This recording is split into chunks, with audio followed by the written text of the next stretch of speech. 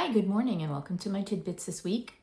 I am recording this a couple of days early and it's pouring rain, which we desperately need down here, so I'm not going to complain about that. I'm also recording from my new office, which I'm not going to show you yet because it's still in complete disarray and I have nothing on the walls, so it's not looking fabulous, but I'm in my new office. And I wanted to talk a little bit today about what type of housing you'll be able to find on the Cape. So a lot of people have been coming to the Cape their whole lives. They're very familiar with the housing.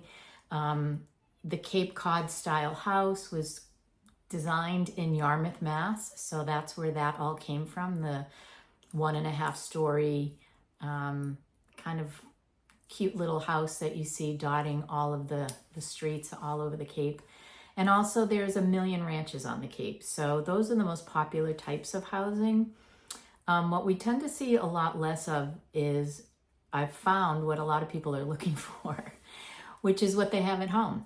So a lot of people will come here, many people will come visiting from out of state, and they love the Cape and they love the beaches, and they say, I want to find this fabulous house on the Cape. I don't necessarily need to be near the water, or I don't necessarily need to be, in the heart of everything, but I kind of want what I have at home here so I can live the way I lived at home.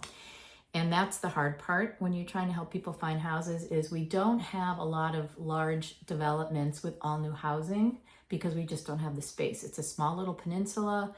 It started with clipper shipbuilding and it has kind of grown from there. So it's quite old and there's a limit to the height of buildings on the Cape, so we can't go more than 3 stories high on any residential property. And for that reason, it's really hard to find any space to build new houses. When there are new houses being built, generally it's because somebody subdivided a lot, or somebody sold a house that was on a large parcel and they've decided to add another property and split it. So or there's just been an ability now to build on a property that wasn't able to before, if it's on a steep slope or something along that line. And I've looked at quite a bit of the open land that is available on the Cape, and a lot of it is hard to build on or not possible to build on. So for that reason, you won't be able to come here and find, in most cases, a development with all brand new houses that are in a high price point so that all your neighbors have the same value of homes. Generally what happens is someone will find an empty lot, and the lots are so expensive that they have to build a big house on that lot in order to make their money back investing in the property and the land. So if you're coming to the Cape, I just hope people are realistic about their expectations, and that would be that the housing that's here has been here, most of it, for a long time. There was a big boom in building in the 60s and 70s, so a lot of the houses date from that era. And then things have kind of slowed down in the last probably 20 to 30 years, where there aren't as many homes being built, and the ones that are being built are few and far between. They're not in big developments.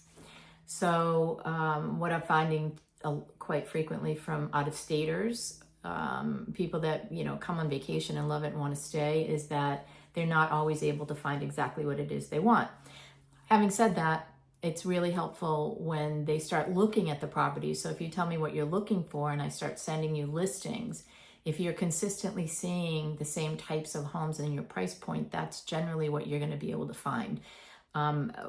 If there is a brand new beautiful home, it could be that it is maybe in a neighborhood of smaller homes. Maybe it's right behind Route 6. Maybe it is, maybe it's near an airport, things along that line, that they may not always fit everything that you are looking for when you're looking for that brand new house. So just try to be open, try to understand that you can make changes to an existing property, even if you're not here all the time.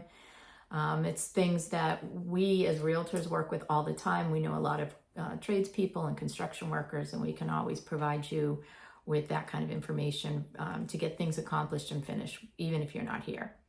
So if you have any questions, please don't hesitate to reach out. I'm always happy to answer questions and chat on the phone or through text and email.